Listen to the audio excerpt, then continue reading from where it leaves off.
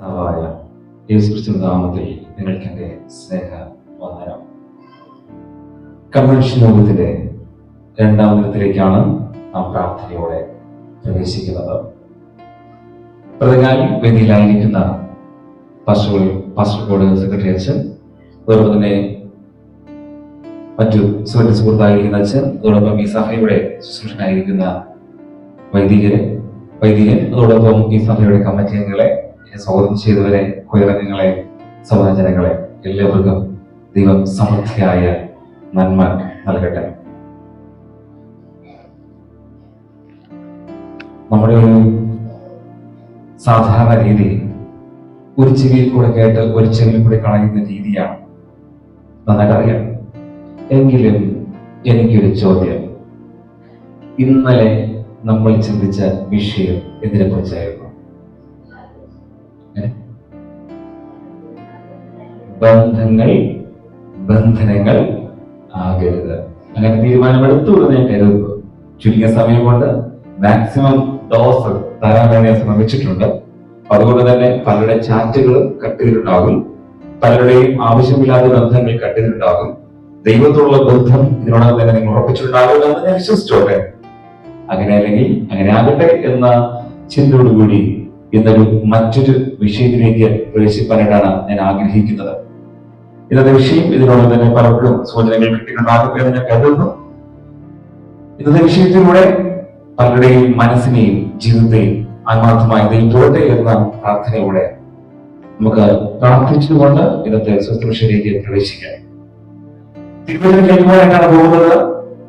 തിരുവചനം നൽകുവാനായിട്ട് നിങ്ങളുടെ പ്രാർത്ഥന പ്രകാരം ദൈവം എന്നെ വായിച്ചു എങ്കിലും നിങ്ങൾ പ്രാർത്ഥിച്ചാലേ നിങ്ങൾക്ക് വേണ്ടുന്നത് ദൈവം എന്നോട് നിങ്ങൾക്ക് നൽകുകയുള്ളൂ. അതുകൊണ്ട് തന്നെ എന്റെ കഴിവല്ല, കൃപയാണ്, ദൈവകൃപയാണ് നമുക്ക് ആവശ്യം. അതുകൊണ്ട് പ്രാർത്ഥിക്കുക. നമുക്ക് ആവശ്യമായത് വളരെ ലഘൂകരിച്ച് ദൈവം വചനമായി നൽകട്ടെ എന്ന് നിങ്ങൾ പ്രാർത്ഥിക്കുവാനായിട്ട് ഞങ്ങൾ സ്വാഗതം ചെയ്യുന്ന എല്ലാവർക്കും കണ്ണുടയ്ക്കാം, പ്രാർത്ഥിക്കാം.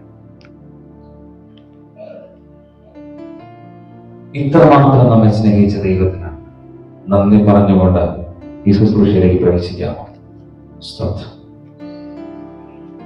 നോക്കി, ഇപ്പോഴും ICU യൂണിറ്റുകൾ ഒത്തിരി പേർ നിലവിളിച്ചുകൊണ്ട് കരഞ്ഞുകൊണ്ടായിരിക്കുന്ന സാഹചര്യമാണ്. ഒത്തിരി പേർ അവരുടെ ശരീരം നിശ്ചലമായി പോയിട്ട് ഭവനങ്ങളിലേക്ക് കണ്ണുനീരോടെ കൊണ്ടുപോയി വരുന്ന സാഹചര്യം ഇപ്പോഴുണ്ട്. ഈ നിമിഷവും ഒത്തിരി സർജറികൾ നടന്നുകൊണ്ടിരിക്കുന്ന സാഹചര്യം. ഈ നിമിഷവും ഒത്തിരി പേര് പല തെരുവുകളിൽ, സ്ട്രീറ്റുകളിൽ വീണ് തലവേറെ, കൈവേറെ, ശരീരം വേറെ അവസ്ഥയിലായിരിക്കുന്നവർ. ഒത്തിരി കുടുംബങ്ങൾ ഭാര്യ ഭർത്താവ് തമ്മിൽ തല്ലുന്ന സമയം, മക്കൾ പേടിച്ച് ഇരുട്ടുമുറികളിൽ കരഞ്ഞുകൊണ്ടിരിക്കുന്ന നിമിഷമാണിത്. പലയിടത്തും കണ്ണുനീരിന്റെ അവസ്ഥ, സമാധാനമില്ല. ചില ഭവനങ്ങളാണെങ്കിലും ഉദരസംബന്ധമായ ശാരീരികമായ പ്രശ്നം നിമിത്തം പിരിമുറുക്കത്തിന്റെ അവസ്ഥയിൽ കണ്ണുനീരോടായിരിക്കുമ്പോ, പ്രിയരെ, നമുക്ക് ഇത്രയും പേർക്ക് പ്രതികൂലങ്ങളുണ്ടെങ്കിലും സഭയിൽ നടന്നു വന്ന് ദൈവത്തെ ആരാധിക്കുവാൻ, വചനം കേൾക്കുവാൻ ദൈവത്തിന്റെ അവസരത്തിനായി ദൈവത്തിന് നന്ദി പറഞ്ഞാട്ടെ.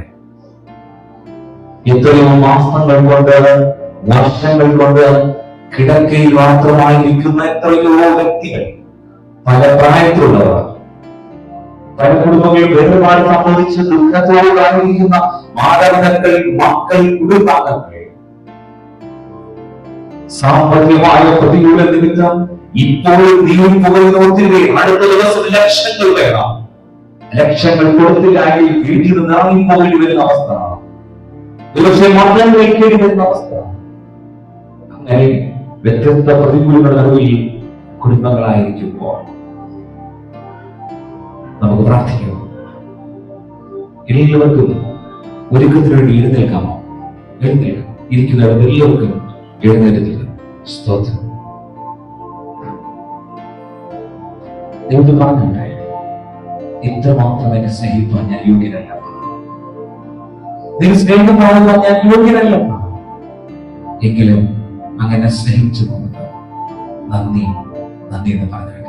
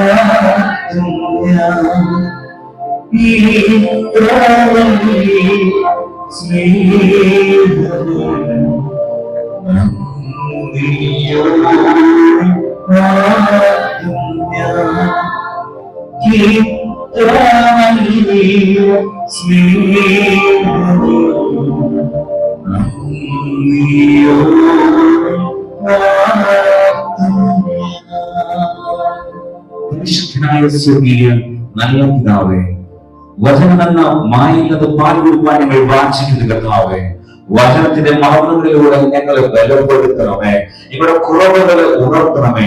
ആത്മീയമായി ബലപ്പെടുവാൻ ഞങ്ങൾ പരിശുദ്ധാത്മാവിന്റെ അഭിഷേകത്തെ ഇപ്പോൾ നിറയ്ക്കണമെന്ന് പ്രാർത്ഥിക്കുകയാണ്. ജനത്തെ ഒഴിക്കണമേ. വചനം എന്ന ചുറ്റികളുടെ കല്ലായിരിക്കുന്ന ഹൃദയങ്ങൾ ഉടയ്ക്കണമെന്ന് പ്രാർത്ഥിക്കുന്നു. വചനം കേട്ട രൂപാന്തരപ്പെടുവാൻ ജനത്തെ വചനം നൽകുവാൻ അടിയനെയും എടുക്കുകയും നമ്മൾ പ്രാർത്ഥിക്കുന്നു. ഈ ആലയത്തിൽ ചുറ്റും ദൈവത്തിന്റെ സാന്നിധ്യം വ്യാപരിക്കട്ടെ.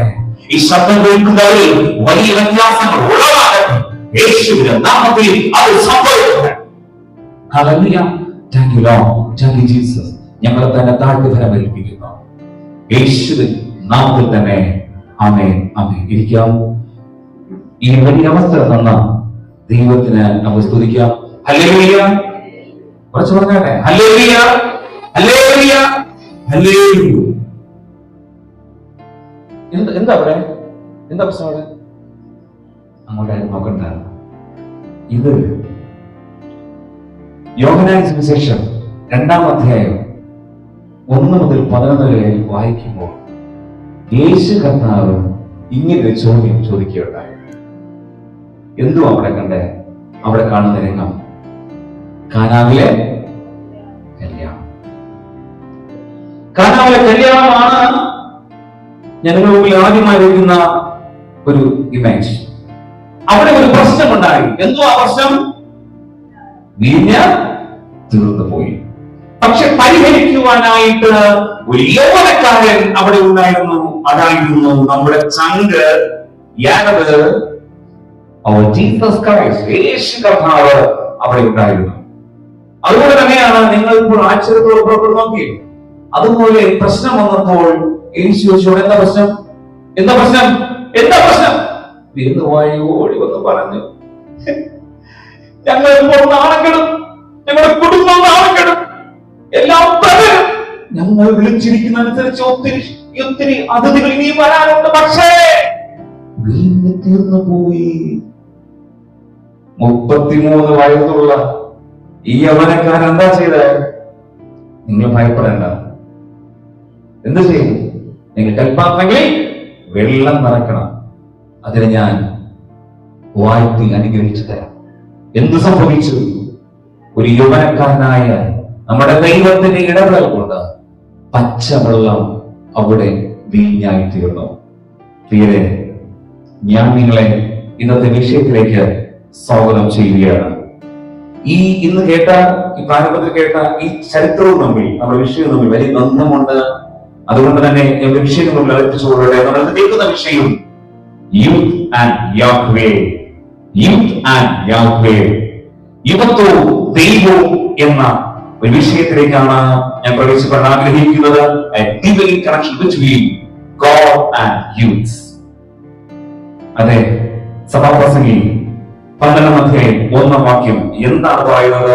വായിച്ചു നോക്കാം. നിന്റെ യൗവനകാലത്ത് നിന്റെ സൃഷ്ടാവിനെ ഓർത്തുകൊള്ളുക. ചിലരുടെ മുഖമൊക്കെ അല്പം മാടിയതായി കണ്ടു. കാരണം എന്താണെന്നോ, ഇന്ന് ഞങ്ങൾക്ക് വേണ്ടിയുള്ളതല്ല. എന്നാൽ ചിലർക്ക് വിഷമമായി. അച്ഛൻ എന്ന് ഫോക്കസ് ചെയ്യുന്നത് ആരെ കുറിച്ചാണ്? യുവാക്കളെ കുറിച്ചാണ്. എന്നാൽ ഒരു സത്യം ഒന്നും മറന്നു പോകരുത്. യുവത്വം കഴിഞ്ഞവരും ഇന്ന് യുവാക്കൾ തന്നെയാണ്. അവർ കാലഘട്ടം അവരുടെ ശാരീരികമായ മാറ്റം സംഭവിച്ചുവെങ്കിലും ഇന്ന് മനസ്സുകൊണ്ട് യുവത്വം അനുഭവിക്കുന്നവരാണ് ഇരിക്കുന്ന പലരും. അതോടൊപ്പം ഇന്നത്തെ യുവാക്കൾക്ക് ഒരുപോലെ പ്രയോജനപ്പെടുന്ന ഒരു ചിന്തയായി ഈ ദിവസത്തെ വചനം ലഭിക്കട്ടെ എന്ന ആത്മാർത്ഥതയോടുകൂടി പ്രത്യേകിച്ച് യുവത്വം മനസ്സിൽ സൂക്ഷിക്കുന്ന എല്ലാവരെയും ഈ ശുശ്രൂഷയിലേക്ക് ഞാൻ സ്വാഗതം ചെയ്യുന്നു. യുവാക്കളെ കുറിച്ച് പറഞ്ഞു തുടങ്ങുമ്പോൾ ഇന്നലകളിലെ വാർത്തകൾ വല്ലാതെ വേദനിപ്പിക്കുന്നുണ്ടല്ലേ? വാർത്ത ശരിയായി വായിക്കുന്നവരും കേൾക്കുന്നവരും എത്ര പേരുണ്ട്? കൈവക്കെ. സീരിയൽ കാണുന്നവർ എത്ര പേരുണ്ട്? അതാ ഓക്കെ, സത്യമായി പറഞ്ഞു. സിനിമ കാണുന്നവർ എത്ര പേരുണ്ട്? എന്റെ പൊന്നച്ച, അതൊക്കെ പണ്ടാണ് സിനിമ, സീരിയല്. ഇപ്പൊ തൊഴിലുറപ്പിന്റെ പണിക്ക് പോയാൽ അതിനെപ്പോലെ ഒരു വലിയ സന്തോഷം വേറെയില്ല. വീട്ടിൽ നിന്ന് പോകുമ്പോഴേ ചാക്കും പായും ഒരു പേരിലൊരു മൺവട്ടി കൊണ്ടുപോകും. ഇപ്പൊ പിന്നെ ഫോട്ടോ എടുക്കാറുണ്ട്, മേക്കപ്പ് ഒക്കെ ചെയ്ത് ഇതിലൊക്കെ ചേർത്ത് നല്ല ഫോട്ടോ നിന്ന് കൊടുക്കും. എന്നിട്ട് വീണ്ടും വന്ന് നമ്മുടെ അവിടെ വന്ന് കിടന്നുറങ്ങും. അങ്ങനെ ആയിരുന്നു. ഇപ്പൊ അങ്ങനെ അല്ല, അല്ലേ? ഇല്ലല്ലേ? എനിക്കറിയാം. എന്തായാലും പ്രിയപ്പെട്ടവരെ, ഞാൻ നിങ്ങളുടെ ശ്രദ്ധയെ ഇന്നത്തെ വാർത്തയിൽ ക്ഷണിക്കുകയാണ്. കഴിഞ്ഞ ദിവസം ഞാൻ ഒരു വീട്ടിൽ പോയി വാർത്ത ഒന്ന് മൊബൈലിലൂടെയാണ് കാണാൻ സാധിച്ചത്. മൊബൈലിൽ വെച്ചപ്പോൾ കണ്ട ആദ്യത്തെ ചിന്ത, നെടുമ്പാശ്ശേരി ഒരു യുവാവ് മരണപ്പെട്ടിരിക്കുന്നു. നെടുമ്പാശ്ശേരി ഒരു യുവാവ് മരണപ്പെട്ടിരിക്കുന്നു. പത്രലേഖകർക്ക് ചാകരയാണല്ലോ. അവർ മയക്കുമായി അല്പം പോലും ദയയില്ലാതെ, അല്പം പോലും ഒരു എന്താ പറയാ മാനുഷിക പരിഗണന കൊടുക്കാതെ മരണപ്പെട്ട ഇവാൻ എന്ന യുവാവാണ്. അവന്റെ അമ്മ ചോദിക്കുകയാണ്, എങ്ങനെയാണ് മരണപ്പെട്ടത്? നിങ്ങൾക്ക് എന്ത് തോന്നുന്നു? നിങ്ങൾ എന്താണ് ഉദ്ദേശിക്കുന്നത്? പാവപ്പെട്ട അമ്മ, പക്ഷെ അല്പം എഡ്യൂക്കേറ്റഡ് ആണ്, വിദ്യാഭ്യാസമുള്ള ഒരു സ്ത്രീയാണ് മനസ്സിലാവുന്നു.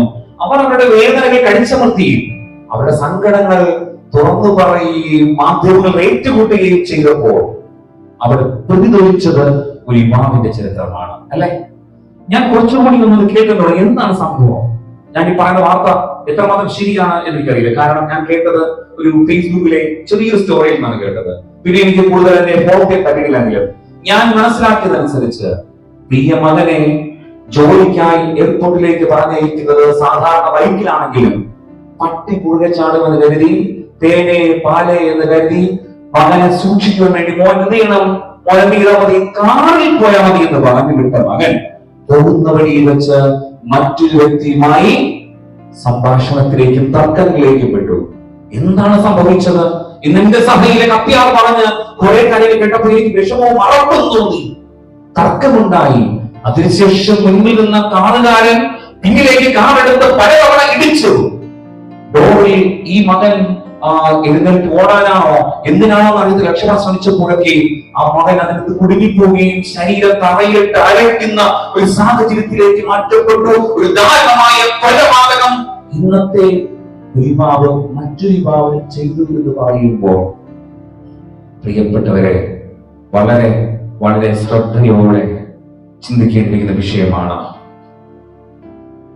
യുവത്വം അത്ര ഭീകരമൊന്നുമല്ല. യൗവന കാലഘട്ടത്തെ കുറിച്ച് ഇവിടെ ഇരിക്കുന്ന മുതിർന്നവർക്കും ഇപ്പോഴിരിക്കുന്നവർക്കും ഭയങ്കര സന്തോഷത്തിൽ വരാൻ കഴിയും. അതൊരു സുന്ദരമായ ഒരു കാലഘട്ടമാണ്. അതെ, തുടക്കത്തിൽ നാം കേട്ടതുപോലെ യൗവനക്കാരനായിരുന്നു യേശു, അല്ലെ? ശുശ്രൂഷയിൽ യൗവനത്വം സൂക്ഷിച്ച വ്യക്തിയായിരുന്നു നമ്മുടെ കർത്താവായ ചങ്ക്. ആ ചങ്ക് മുതൽ ഇന്ന് നമ്മൾ അനുഭവിക്കുന്ന യുവത്വം അത് വളരെ സന്തോഷമാണ്, വളരെ മനോഹരമാണ്. ശക്തിയുടെയും അറിവിന്റെയും പ്രസരിപ്പിന്റെയും ഒരു കാലഘട്ടമാണ്. അതെ, യുവത്വം എന്ന് പറയുന്നത് ഏവർക്കും സന്തോഷമുള്ള കാലഘട്ടമാണ്. മാരിയപ്പൻ തങ്കവേൽ എന്ന വ്യക്തിയെ കുറിച്ച് നിങ്ങൾ പലർക്കും അറിയാം, കുട്ടികൾക്ക് അറിയാവുന്ന വ്യക്തിയാണ്. ഒരു ഡിസേബിൾഡ് ആയിട്ടുള്ള, ഒരു അംഗവൈകല്യമുള്ള ഒരു വ്യക്തിയാണ്. തമിഴ്നാട്ടുകാരനാണ്. എന്നിട്ടും തന്റെ യുവാവായിരുന്നിട്ട് തനിക്ക് അംഗവൈകല്യം ഉണ്ടായിരുന്നിട്ട് പോലും അദ്ദേഹം പാരാലിമ്പിക്സ് എന്ന് പറയുന്ന ആ ഒരു മത്സരത്തിൽ ഗോൾഡ് മെഡൽ നേടി എന്നുള്ളതാണ് ഈ യുവാവിനെ കുറിച്ച് പത്രമാധ്യമങ്ങൾ റിപ്പോർട്ട് ചെയ്തിരിക്കുന്നത്. എങ്ങനെയാണ് അവന്റെ ജീവിത ചരിത്രം? വളരെ ദാരിദ്ര്യവും അവന് പലപ്പോഴും അംഗവൈകല്യം സംഭവിച്ചു എന്ന് പറഞ്ഞ് അവരെ തരം താഴ്ത്തുകയും അവരെ മാറ്റി നിർത്തുകയും ചെയ്തപ്പോൾ ജീവിതത്തോട് പൊരുതി ജയിച്ച ഒരു യുവാവായിരുന്നു മാരിയപ്പൻ തങ്കവേൽ എന്ന തമിഴ്നാട്ടുകാരനെന്ന യുവാക്കളെ കുറിച്ചൊരു വാർത്ത പത്രമാധ്യമങ്ങളിൽ കാണുകയാണ്. അതോടൊപ്പം തന്നെ വീണ്ടും ഒളിമ്പിക് ഗോൾഡ് നേടിയ മെഡലിസ്റ്റായ ഒരു മറ്റൊരു വ്യക്തിയാണ് നീരജ് ചോപ്ര എന്ന വ്യക്തി. അദ്ദേഹത്തിനെ കുറിച്ച് പറയുന്നത് എന്നെ പോലെ അല്പം വണ്ണമുണ്ട് എന്നാൽ അതിനേക്കാൾ ഉപരിയാണ് വളരെ വലിയൊരു വണ്ണമുള്ള വ്യക്തിയാണ്, ഇയാള് ഇങ്ങനെയാണ്, തടിയനാണ് എന്നൊക്കെ പറഞ്ഞ് അദ്ദേഹത്തെ കളിയാക്കിയപ്പോൾ, അദ്ദേഹത്തെ പരിഹസിച്ചപ്പോൾ അദ്ദേഹം തന്റെ ലക്ഷ്യത്തിൽ മാത്രം മുൻകൈ കൊടുത്തുകൊണ്ട് അയാൾ ഉന്നത നിലവാരങ്ങളിൽ എത്തിച്ചേർന്നു. അദ്ദേഹത്തിന്റെ വിശ്വാസം, ദൈവിക വിശ്വാസം ഉറപ്പിക്കുകയും അദ്ദേഹം ഗോൾഡ് മെഡൽ അദ്ദേഹത്തിന് നേടുവാനായിട്ട് സാധിച്ചു. കൊച്ചു വില്ലേജിൽ നിന്നാണ് അദ്ദേഹം വരുന്നതെന്ന് നീരജ് ചോപ്രയെ കുറിച്ച് മനസ്സിലാക്കാൻ സാധിക്കുന്നുണ്ട്. അതോടൊപ്പം നമുക്കറിയാവുന്ന മറ്റൊരു വ്യക്തിയാണ് അരുണിമ സിൻഹ. ഒരു യുവതിയാണ്. അവർക്കൊരു പ്രശ്നം പറ്റി, അവരുടെ കാല് ട്രെയിൻ ആക്സിഡന്റിൽ വെച്ച് നഷ്ടമായി പോയി. അതുപോലെ നല്ല വോളിബോൾ ചാമ്പ്യനായി നല്ല രീതിയിലേക്ക് ചെയ്തിരുന്ന ഒരു പെൺകുട്ടിയായിരുന്നു. കാലില്ലെങ്കിൽ പിന്നെ കളിക്കാൻ പറ്റുമോ? ഇല്ല. പക്ഷെ നീ ഇനി വീൽ ചെയർ തന്നെയായിരിക്കും, നീ ഒതുങ്ങിപ്പോകുമെന്ന് പലരും പറഞ്ഞപ്പോൾ അവൾ മറ്റൊരു രീതി ചെയ്തു. ആംപ്യൂട്ടേഷൻ എന്ന ഒരു ക്രിയ വഴി മറ്റൊരു കൃത്രിമ കാൽ വെച്ച് പഠിപ്പിക്കുകയും ചെയ്തു. എന്നിട്ട് വീട്ടിലിരുന്നോ? ഇല്ല. ഇങ്ങനെയാണ് ചരിത്രം പറയുന്നത്, first female amputation climb mount Everest എന്നാണ്. അതായത് വെപ്പുകാല് ഉപയോഗിച്ചുകൊണ്ട് മൗണ്ട് എവറസ്റ്റ് കീഴടക്കിയ ലോകത്തിലെ ഒരു വനിത അതാരാണ്? അരുണിമ സിൻഹ എന്നാണ്. ഇതിനർത്ഥം യൗവനക്കാർ ചില്ലറക്കാർ അല്ല. യൗവനത്തെ പലപ്പോഴും നമ്മൾ വലിയ കുഴപ്പം പിടിച്ചവരാണെന്നൊക്കെയാണ് കാണുന്നത്. യൗവനക്കാരെ പലപ്പോഴും പല രീതിയിലൊക്കെ മാറ്റി നിർത്തുന്ന ഒരു കാര്യങ്ങളുണ്ട്. പക്ഷേ എന്താണ് യുവാക്കൾക്ക് സംഭവിച്ചുകൊണ്ടിരിക്കുന്നത്? ചിന്തിക്കേണ്ടിയിരിക്കുന്ന ഒരു വലിയ കാലഘട്ടമാണിത്. ഇതൊക്കെയാണ് കഴിവുണ്ട്, സൗന്ദര്യമുണ്ട്, മിടുക്കുണ്ട്, എല്ലാം ഉണ്ട്. പക്ഷെ എങ്കിലും യുവാക്കൾ എവിടെയൊക്കെയോ ഇന്ന് പിന്മാറ്റത്തിന്റെ അവസ്ഥയിലാണ്. അതെന്തെന്ന് കണ്ടെത്തണം. അപ്പോൾ ഇവിടെ ഇരിക്കുന്ന അമ്മമാരും പിതാക്കന്മാരും വിചാരിക്കുകയാണ്, അച്ഛ എന്താണ് പറയുന്നത്? യൗവനെ കുറിച്ച് പറയുമ്പോൾ ഞങ്ങൾക്ക് ഒരു പങ്കും ഇല്ല എന്നാണ്. എന്നാൽ ഇനി കേൾക്കുന്ന വചനം പറയുന്നു, നമുക്കും പങ്ക് ഉണ്ടെന്നാണ്. പാവപ്പെട്ട യുവാക്കളെ മാത്രം ഇങ്ങനെ ചുമ്മാ അവരെ ഒറ്റപ്പെടുത്തരുത്. നമുക്ക് ചിന്തിക്കാം, എന്താണ് നമ്മുടെ യുവാക്കൾക്ക് സംഭവിച്ചിരിക്കുന്നത്? ഇതൊക്കെയാണ് സൗന്ദര്യമുള്ളവരാണ്, ലോകത്തെ കീഴ്മേൽ മറയ്ക്കാൻ കഴിവുള്ളവരാണ്, എല്ലാമാണ് ശക്തിയുടെ ജ്ഞാനത്തിന്റെ എല്ലാറ്റിന്റെയും പവർഫുൾ ഒരു കാലഘട്ടമാണ് യുവത്വം. പക്ഷേ ഇന്ന് യുവാക്കൾക്ക് വലിയ പ്രശ്നങ്ങളാണ് സംഭവിച്ചിരിക്കുന്നത്. നമ്മൾ ആ സമീപത്തുള്ള ഒരു പോലീസ് സ്റ്റേഷനിൽ പോയി ഇന്ന് ഈ കാലഘട്ടം നമ്മൾ കേസ് റിപ്പോർട്ട് എടുത്തു കഴിഞ്ഞാൽ ഏറ്റവും കൂടുതൽ റിപ്പോർട്ട് തരുന്ന ആരെ കുറിച്ചായിരിക്കും? യുവാക്കളെ കുറിച്ച്. അതോടൊപ്പം തന്നെ ഡ്രഗ്സ്, മയക്കുമരുന്ന്, ലഹരിക്ക് ഏറ്റവും കൂടുതൽ അടിമക്കാരാണ് യുവാക്കൾ. അതോടൊപ്പം ജയിലിൽ കഴിയുന്ന കുറ്റവാളികൾ അധികം പേരാണ് ഇപ്പോൾ ആരാണ്? യുവാക്കൾ. അതോടൊപ്പം തന്നെ ഇന്ന് ഇന്റർനെറ്റിന്റെയും ഫോട്ടോഗ്രാഫിയുടെയും അതോടൊപ്പം തന്നെ മറ്റു പല ആസക്തികളുടെയും ഏറ്റവും അധികം ഇന്ന് നിൽക്കുന്നവരാണ് യുവാക്കൾ. അതോടൊപ്പം തന്നെ സോഷ്യൽ മീഡിയ അഡിക്ഷൻ പോലെ പലതിന്റെയും പുറകെ ഇന്ന് ഏറ്റവും കൂടുതൽ ആരാണ്? യുവാക്കൾ. അപ്പോൾ യുവാക്കൾ ചിന്തിക്കും, അച്ഛൻ വന്നത് ഞങ്ങളെ ക്രൂശിക്കാനാണോ? ഞങ്ങളെ കുറിച്ച് മോശമായി പറയാനാണോ? എന്നാൽ പ്രിയപ്പെട്ടവരെ, രണ്ട് തരത്തിലാണ് ഇന്നത്തെ ചിന്ത പോകുന്നത്. ഒന്ന് നിങ്ങളിലേക്കും ഒന്ന് നമ്മുടെ പാരന്റ്സിലേക്കുമാണ് ഇന്നത്തെ ചിന്ത പോകുന്നത്. പ്രിയപ്പെട്ടവരെ, ഇന്നത്തെ യുവാക്കൾക്ക് എന്തൊക്കെയോ വൈകല്യങ്ങൾ സംഭവിച്ചിട്ടുണ്ട്. ഇന്ന് ഈ സഭയ്ക്കകത്ത് എത്ര യുവാക്കളുണ്ട് എന്ന് ചോദിച്ചാൽ, ഇന്ന് ഈ സഭയ്ക്കകത്ത് എത്ര യുവാക്കളുണ്ടെന്ന് ചോദിച്ചാൽ, മുതിർന്നവർ പറയും നമ്മൾക്ക് പറ്റുന്നില്ല, അവർ എത്ര പ്രാവശ്യം വിളിച്ചിട്ടുണ്ടെന്നറിയാം, അവർക്ക് വരാൻ മനസ്സില്ല, അവർ വേറെ വഴി പോയിരിക്കുക എന്ന് നിങ്ങൾ പറയുമ്പോൾ അവർക്കും ചിലത് പറയാനുണ്ട്.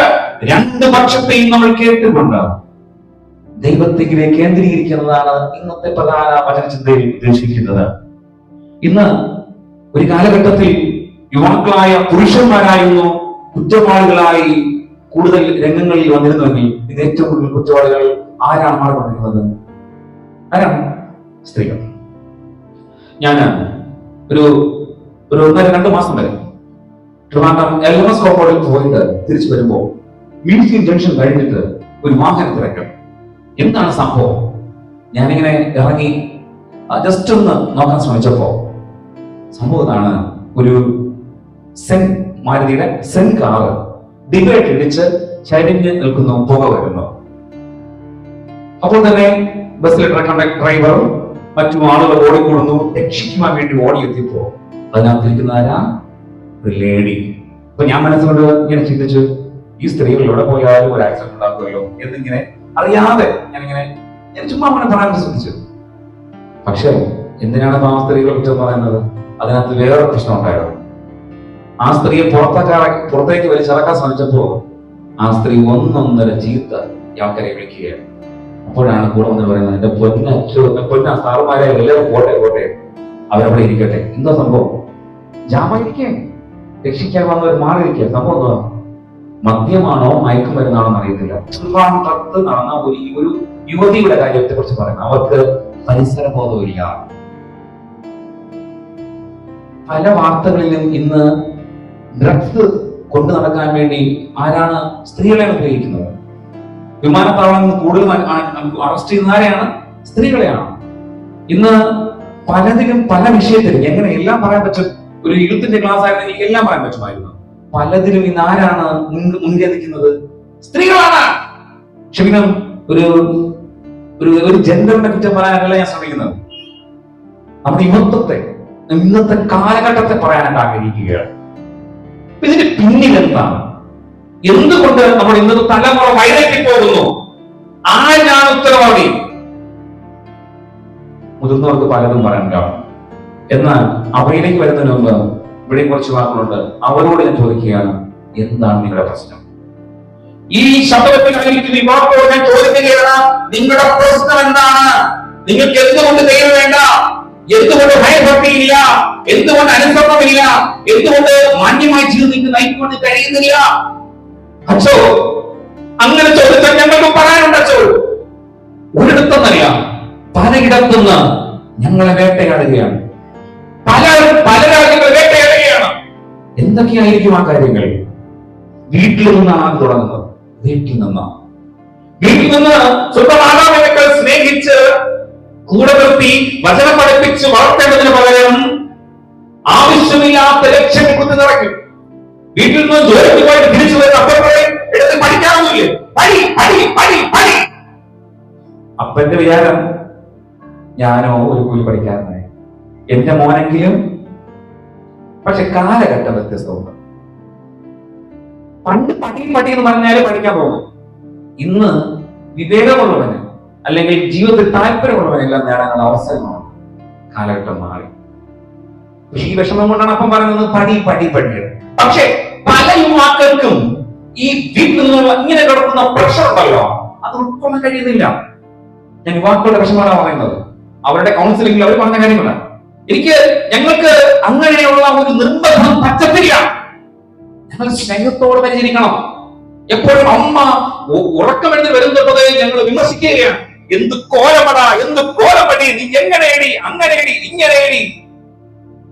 ഞങ്ങൾ അറിയാതെ വിപ്ലവകാരികളായി പോവുകയാണ്. പടി പോ, നിന്നെ കൊണ്ട് കഴിയത്തില്ല, കഴുതേ എന്നുള്ള വിളികളൊക്കെയാണ് വീട്ടിൽ നിന്ന് ഒത്തിരി ഉള്ളത്. ഞങ്ങളുടെ സന്തോഷങ്ങളോ ഞങ്ങളുടെ പരിഭവങ്ങളോ ഞങ്ങളുടെ വികാരങ്ങളോ ചിന്തകളോ വീട്ടിൽ പ്രകടിപ്പിക്കുവാനെന്തെങ്കില അവസരമില്ല. എന്തെങ്കിലും പറഞ്ഞു എന്ന് പറഞ്ഞ് ഓട്ടിക്കുമ്പോൾ ആളുകൾ ഓർക്കണം, നിങ്ങൾ ഓട്ടിച്ച് വളർത്തുന്നത് വലിയൊരു വിപ്ലവകാരിയാണ്. സ്വന്തം മാതാപിതാക്കൾ കേൾക്കാനായിട്ട് ഇല്ലാത്തത് ഇന്ന് പല യുവാക്കളുടെയും വിഷമമാണ്. അവർ പറയും, നീ അപ്പുറത്തെ മോളെ നോക്ക്, രമണിയെ നോക്ക്, ഇന്ദുമതി നോക്ക്, ആ പൊന്നപ്പനെ നോക്ക്, എന്തുമായിട്ട് പഠിക്കും, അവന്റെ ഡ്രസ് കോഡ് കണ്ടോ, അവനെ കണ്ടോ, ഇവനെ കണ്ടോ, നിനക്ക് എന്തുണ്ടടാ? ഇതെല്ലാം ഇന്നത്തെ യുവാക്കൾക്ക് അത്ര അങ്ങ് ദഹിക്കില്ല. ചിന്തിക്കും, ഇതിനേക്കാളും നല്ലത് എന്നോടൊപ്പം എന്റെ ആശയങ്ങൾക്കൊപ്പം കൂടെ ചിരിക്കാനും കൂടെ തോളിൽ കൈയിടാനും എനിക്ക് പറ്റിയ കൂട്ടുകാരനുണ്ടെങ്കിൽ, ഒരു കൂട്ടുകാരുണ്ടെങ്കിൽ അതിലെ നല്ലത് നിങ്ങൾക്കിപ്പോ തോന്നുന്നില്ലേ? മനസ്സിൽ തോന്നുന്നില്ലേ? തോന്നും. രണ്ടാമതായി നമ്മൾ മനസ്സിലാക്കുന്നത്, തകർന്നുപോയ ജീവിതങ്ങൾ പല യുവാക്കൾക്ക് നിന്ന് വലിയൊരു പ്രശ്നമാണ്. ഇത് പല കുടുംബങ്ങളിലും അടിപിടികളാണ്, സംഭാഷണങ്ങൾ ശരിയല്ല, അതോടൊപ്പം തന്നെ പരസ്പരം മത്സരങ്ങളാണ്, അവഗണനകളാണ്, നല്ലൊരു പാരന്റിംഗ് ഇല്ല, നല്ലൊരു മോഡലല്ല പാരന്റിംഗ്. മുമ്പ് കേട്ടൊരു കഥയാണ്. ഒരപ്പൻ മോനെ എന്ന് ചോദിച്ചപ്പോ മോൻ ഇടയ്ക്കിടയ്ക്ക് അവന്റെ സ്വഭാവം മാറി. മോൻ എന്ത് ചെയ്തു? അല്പം മദ്യം കുടിക്കുന്നതിനെ കണ്ടുപിടിച്ചു. മോനെ ഉപദേശിക്കാൻ വേണ്ടി അപ്പൻ നേരത്തെ വന്നു വീട്ടിൽ വന്നിട്ട്, നിനക്ക് എന്തൊരു കുഴപ്പം? നിനക്ക് എന്തിന്റെ കുഴപ്പമാണ് ഇവിടെ? എല്ലാം ഞാൻ പറഞ്ഞില്ലേ? നീ ദക്ഷിണത്തെ കുറഞ്ഞ അണഞ്ഞു, പാക്കരൻ പറഞ്ഞു നീ മദ്യപിച്ചത്, ഇത് ശരിയല്ലേട്ടോ? ഇങ്ങനെ കേട്ടോണ്ട് നിന്ന എന്തിനാ പറഞ്ഞ മറുപടി നിങ്ങൾക്ക് അറിയാൻ. ശരിയപ്പ, ഞാൻ ചെയ്തിട്ടുണ്ട്, ഇപ്പൊ നിർത്താൻ പറ്റത്തില്ല. അപ്പൻ നിർത്തിയതുപോലെ അപ്പന്റെ പ്രായമാകുമ്പോ ഞാനും നിർത്താം. നല്ലൊരു പാരന്റിംഗ് ഇല്ല. മാതാപിതാക്കൾ തന്നെ പലതും അവനെ പഠിപ്പിച്ചെടുത്തിട്ട് നന്നാവും പറഞ്ഞ നന്നാവോ? ഇല്ല.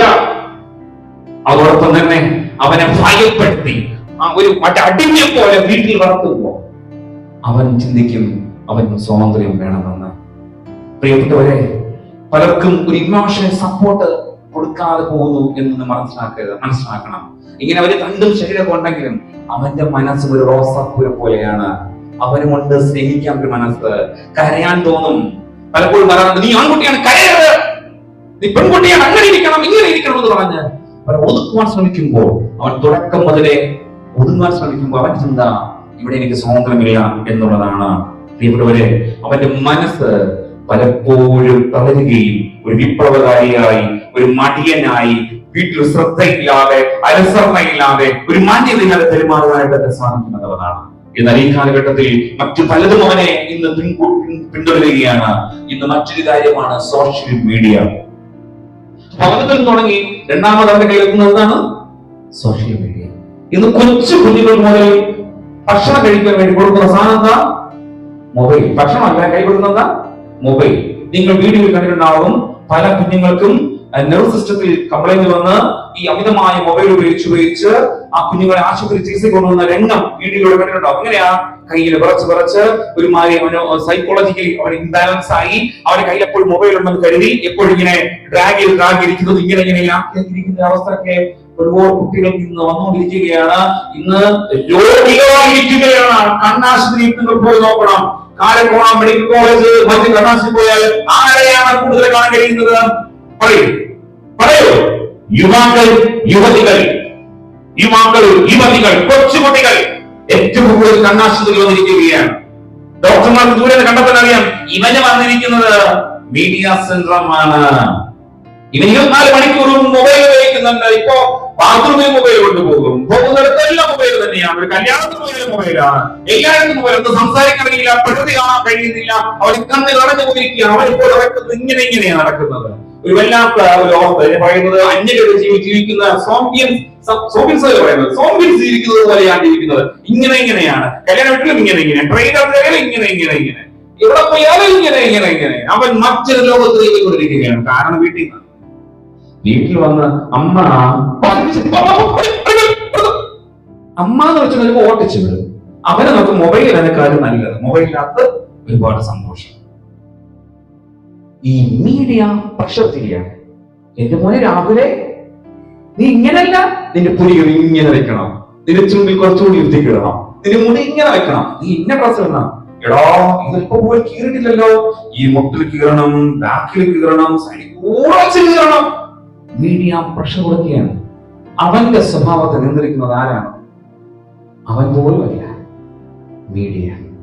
ഇന്ന് നിങ്ങൾ അണിഞ്ഞിരിക്കുന്ന പല ഡ്രസ്സിന്റെയും പല നിങ്ങളുടെ ചേഷ്ടകളും നിയന്ത്രിക്കുന്ന ആരാണ്? മീഡിയ. ഇപ്പോൾ എപ്പോ ഉറങ്ങണം തീരുമാനിക്കുന്ന ആരാ? നമ്മുടെ മൊബൈൽ കമ്പനികളാണ്. അവർ ഡാറ്റാസ് അങ്ങനെ ഫ്രീ ആയിട്ട് കൊണ്ടിരിക്കുകയാണ്. ഇപ്പോ നമ്മുടെ പല വീട്ടിലും ലൈറ്റ് അണയും, അപ്പോൾ കണ്ണ് തുറക്കുന്നത് യുവാക്കളതാണ്. ഉറക്കമില്ല കേട്ടോ. മാതാപിതാക്കളെ, നിങ്ങളുടെ മക്കളെ രാത്രി 1 മണിക്ക് ഒന്ന് വിളിച്ചു നോക്കണം. നിങ്ങൾ വിളിക്കുന്ന വ്യക്തി ഇപ്പോൾ തിരക്കിലാണ്, ദയവായി കുറച്ച് സമയം കഴിഞ്ഞ് വിളിക്കുക. 2 മണിക്ക് വിളിച്ചു നോക്കണം. യുവാക്കൾ യുവതികൾ ഉറങ്ങുന്ന സമയം 3:30, 3, 2 ഈ സമയമാണ്.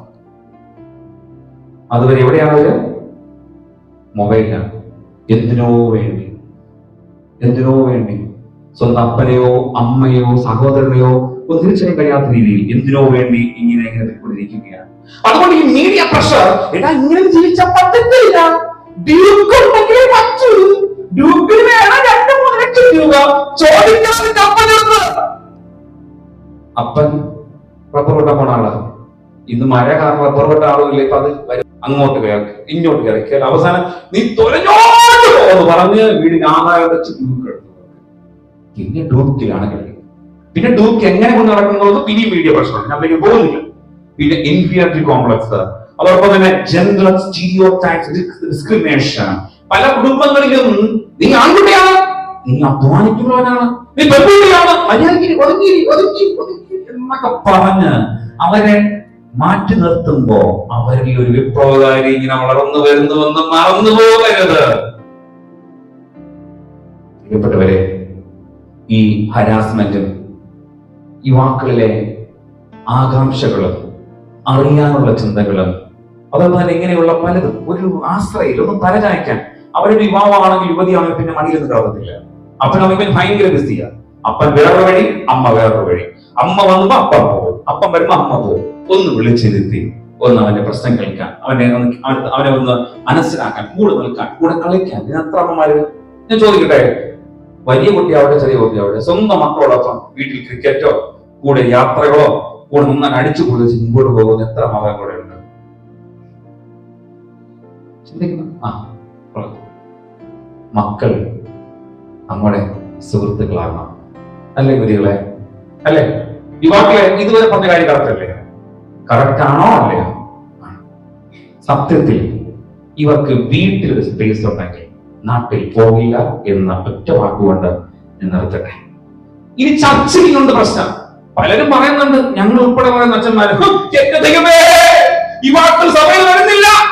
വന്നാലോ അച്ഛൻ, നമുക്ക് സ്റ്റാർ പറയാ അച്ഛോ.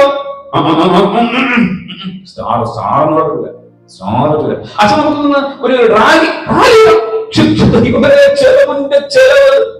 പള്ളി തന്നെ കടത്തി കണ്ടില്ലേ ഗോപുരം? നല്ല ഗോപുരമായിരുന്നു, ഇന്നലെ വന്ന് ഞാൻ പൊളിച്ചതേ ഉള്ളൂ, ഇനി വീണ്ടും പണിയണം.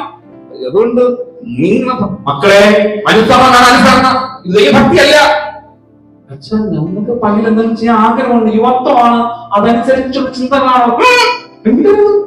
പള്ളി വന്നിരുന്ന് ആരാധിക്കും, ഉപവാസ പ്രാർത്ഥന കണ്ണടച്ച് ആരാധിച്ചോ? കാലം മാറി. സത്യം പറഞ്ഞാൽ 40 ദിവസം ഉപവാസം എടുത്ത് പ്രാർത്ഥിക്കുന്നതിനേക്കാൾ ഈ യുവാക്കൾ പ്രാർത്ഥിക്കുന്നുണ്ട്. എന്തറിയാമോ? അവർക്ക് പണിക്ക് പോകുന്ന ചിന്തിക്കുകയാണ്. ഒരാൾ എന്ത് ചെയ്യും? പണിയാൻ വരുന്നത് മനസ്സറിഞ്ഞ പ്രാർത്ഥിക്കും. വിമർശിക്കുന്ന അമ്മമാരോടും പിതാക്കന്മാരോടും ഞാനാകുന്ന അച്ഛന്മാരോടും കമന്റുകാരോട് പറയട്ടെ, അങ്ങനെ അങ്ങ് പുച്ഛിച്ച് കളയുന്നവരെല്ലാം യുവാക്കൾ.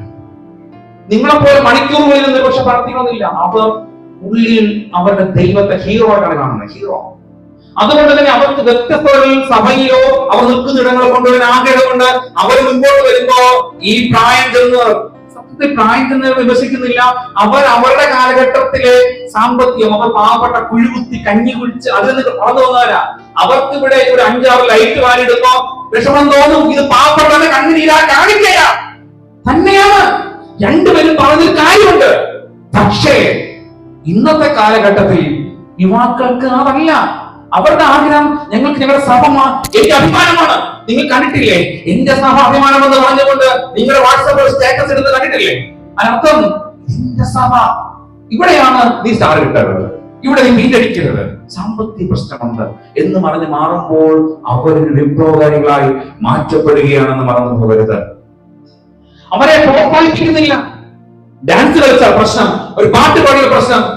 ഈ വാക്കുകളെ പറയട്ടെ, പറയുമ്പോ നിങ്ങൾക്കുള്ളത് ഉണ്ട് കേട്ടോ, പുറകെ വരുന്നുണ്ട്. ഞാൻ പറയുന്നത് നിങ്ങൾക്കുള്ള അവസരത്തെ കുറിച്ചാണ്. പാടുന്നത് പ്രശ്നം, ചാടുന്നത് പ്രശ്നം, ഓർമ്മ പ്രശ്നം എന്ന് പറഞ്ഞ് അകറ്റി നിർത്തുമ്പോ പിന്നെ ആര് വരാൻ? പ്രിയപ്പെട്ടവർ, യുവാക്കളുടെ ചോദ്യമാണ്, എന്നെ കൊണ്ട് എന്തിനു കൊള്ളാം? ഇന്നിപ്പോ ഈ ശബ്ദത്തിൽ നിൽക്കുന്ന യുവാക്കൾ ചോദ്യം, ഞാനിപ്പോ പള്ളിക്കകത്ത് കയറി ഇരുന്നിട്ട് എന്ത് സംഭവിക്കും? പറയും.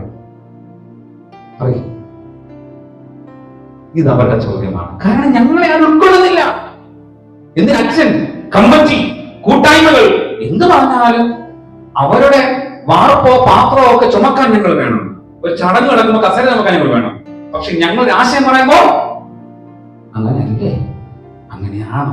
ഇതാണ് യുവാക്കൾക്ക് പറയാനുള്ളത്. പിന്നെ ഒത്തിരി ഉണ്ട് കേട്ടോ. അവർ ഒത്തിരി ചിന്തിക്കുന്നവരാണ്. ദൈവം എവിടെയെന്ന് ചോദിക്കും, അല്ലെങ്കിൽ ബൈബിളിൽ എന്തെങ്കിലും ഉണ്ടോ? അച്ഛന്മാരെ ഏറ്റവും കുഴപ്പിക്കുന്ന ആരാണ്? അല്ല അച്ഛാ, ഇപ്പൊ പ്രസംഗിച്ചല്ലോ, ഈ പ്രസംഗത്തിന് വേറെ ഭവൻ പറഞ്ഞു വിളിച്ചോ, ഇത് എവിടെയാണ് കിടക്കുന്നത്? അല്ല, ദൈവം എവിടെയാണ് ഉണ്ടായിരുന്നത്? ആദമഹം എവിടെയാണ് ഉണ്ടായിരുന്നത്? അങ്ങനെ ഉണ്ടായിരുന്നോ? സത്യത്തിൽ അന്ധമായി വിശ്വസിക്കാതെ ശാസ്ത്രീയമായി വിശകലനത്തോട് പഠിച്ച് ജയിച്ചു മുന്നേറുവാനായിട്ടാണ് യുവാക്കൾ ആഗ്രഹിക്കുന്നതെന്ന് ഞാൻ പറഞ്ഞാൽ നിങ്ങൾ സമ്മതിക്കുമോ? യുവാക്കൾ അങ്ങനെയാണ് ആഗ്രഹിക്കുന്നത്. ഒരു കാര്യം പറഞ്ഞാൽ അതിന് കഴമ്പുണ്ടാകണം, അതിന് പിന്നിലെ സത്യം തിരിച്ചറിയണം. അവൻ കൂടുതലായി ചിന്തിക്കുമ്പോൾ നമ്മൾ പറയും, ചോദിക്കുന്നത് ദൈവത്തിന് നിഷിദ്ധമാണ് എന്ന് പറഞ്ഞാൽ അവനുണ്ടാവും വിപ്ലവകാരി. ഒരു ചോദ്യത്തിന് മറുപടി പോലും അച്ഛൻ തരത്തില്ല.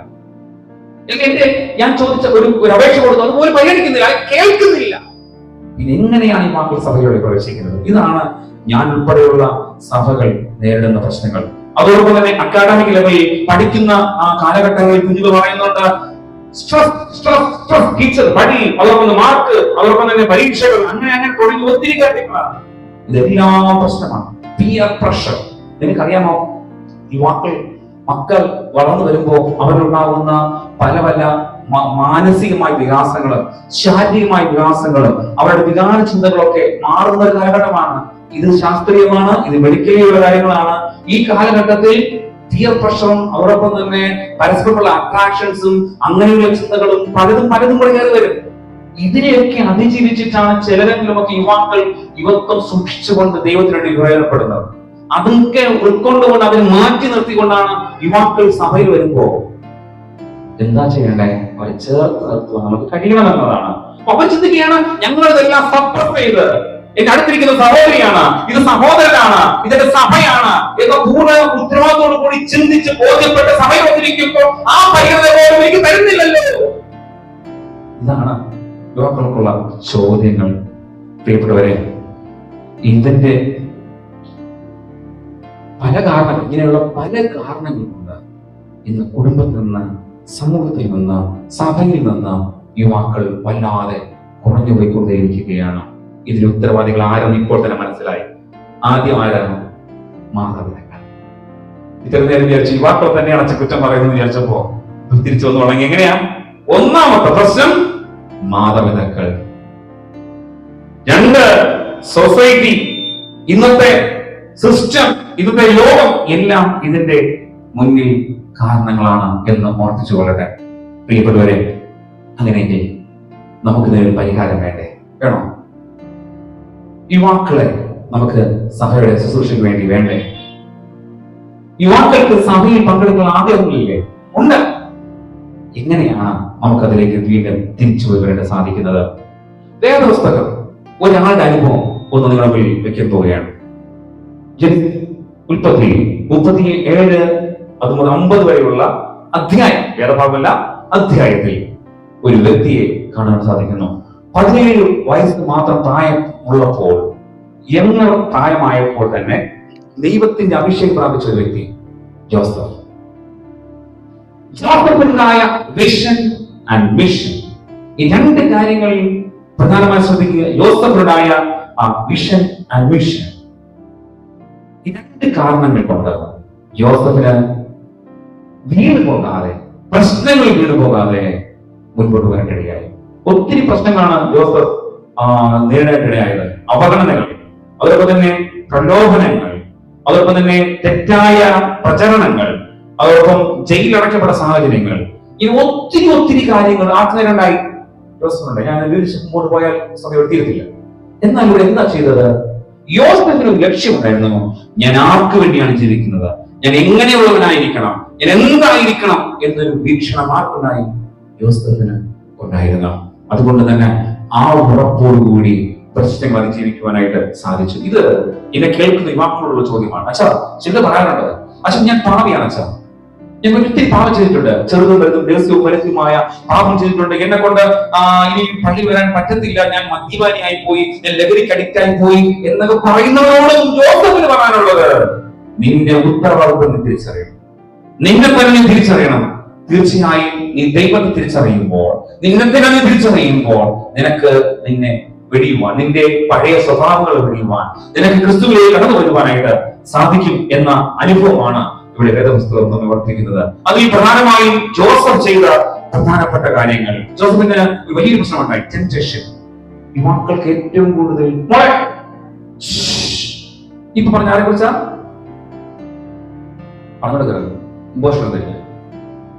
ആരെ കുറിച്ചാ? നിങ്ങളും യുവതികളായിക്കൊണ്ടിരിക്കുകയാണ് കേട്ടോ. ഇപ്പൊ ചോദിക്കില്ലേ, എല്ലാവരുള്ള ചോദ്യങ്ങളാണ്. ജോസഫിന്റെ ജീവിതത്തിൽ പ്രശ്നമുണ്ടായി, ഒരുപാട് പ്രശ്നങ്ങൾ പറഞ്ഞു. അതിൽ പ്രധാന പ്രശ്നം എന്തുവാ? പോത്തിഫറിന്റെ ഭാര്യ വശീകരിക്കുവാൻ ശ്രമിച്ച ശ്രമം. ഇതാണ് ഇന്ന് നടക്കുന്നത്. ഇന്നത്തെ ലോകത്തിൽ നടക്കുന്ന പ്രശ്നം ഇതാണ്. ഇന്നിപ്പോ ഫേസ്ബുക്കും വാട്സപ്പും തുടങ്ങുന്നത് എന്താണ് കാണിക്കുന്നത്? ഫ്രണ്ട് ആപ്പ്, പിന്നെ അതൊക്കെ ഉണ്ട് പറ എന്തൊക്കെയോ ഉണ്ട് കേട്ടോ. അത് മാത്രം എപ്പോഴും ഇങ്ങനെ കറങ്ങി ഓടുന്നതാണ്. ആദ്യം ഞാൻ കണ്ടുപിടിച്ചത്, ഞാനൊരു മീഡിയ പ്രവർത്തനാണ്, അറിയാലോ. അപ്പൊ ഞാൻ ആദ്യം കണ്ടുപിടിച്ചത് ഈ ഷെയർ ചാറ്റ് എന്നൊരു ചാറ്റാണ്. പലർക്കും അറിയില്ല അതിന്റെ അപകടം.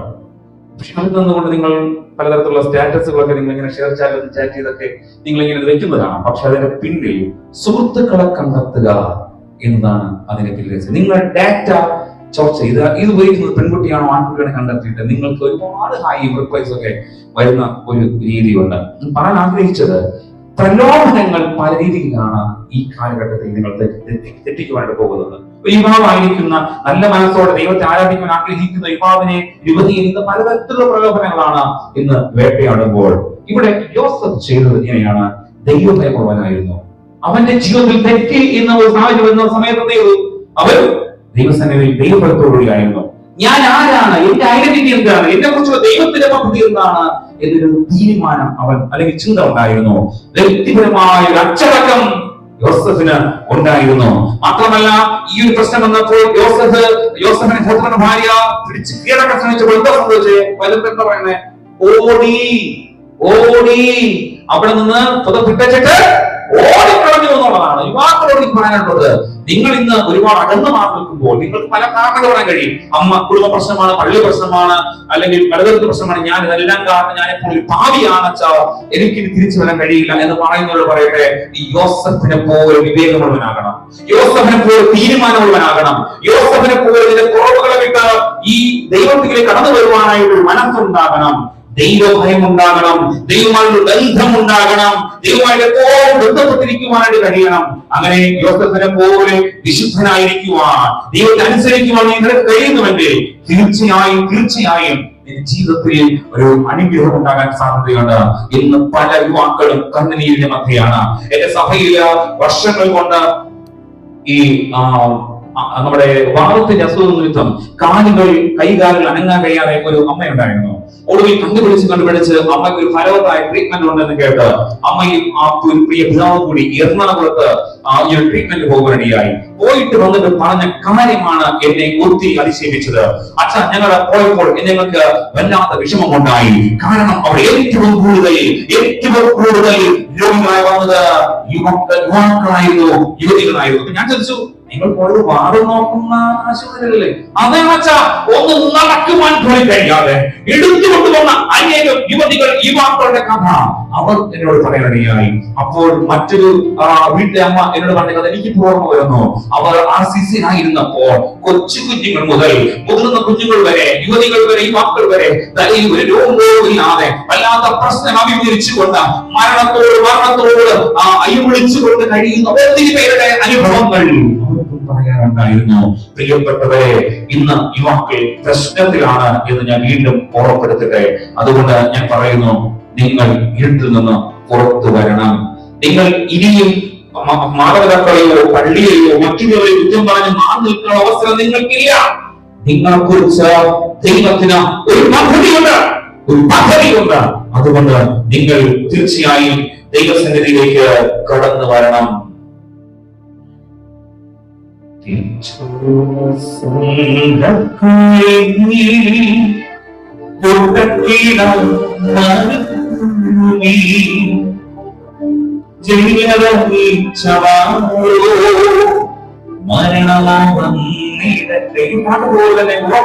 മനുഷ്യ മക്കളെ, യുവതികളെ, യുവാക്കളെ, ഇനി ഞാൻ തെറ്റ് ചെയ്യില്ല, ഇനി ഞാൻ പുറകോട്ടില്ല.